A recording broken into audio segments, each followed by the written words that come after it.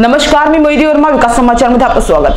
काल शुक्रवारी संध्याकाळी 5:45 वाजण्याच्या दरम्यान मुंबईकडून गुजरातला जात असलेल्या वाहिनीवर होंडा कंपनीच्या कारचा अपघात झाला।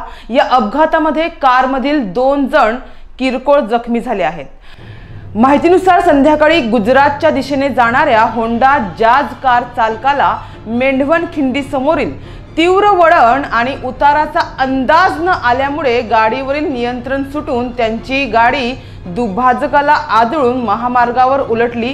या अपघातामध्ये गाडीचा चुराडा झाला आहे, तसेच या कारमधून प्रवास करणारे ते दोघे किरकोळ जखमी झाले आहे। मात्र या अपघाताची माहिती मिळताच महामार्ग पोलीस व महामार्गाचे काम पाहणाऱ्या कंपनीचे कर्मचारी हजर झाले। अपघातग्रस्त कारमधून दोन्ही जखमींना त्यांनी बाहेर काढून कासा येथील उपजिल्हा रुग्णालयामध्ये उपचारासाठी दाखल केलं। जखमी झालेल्या दोघांची प्रकृती सध्या स्थिर आहे।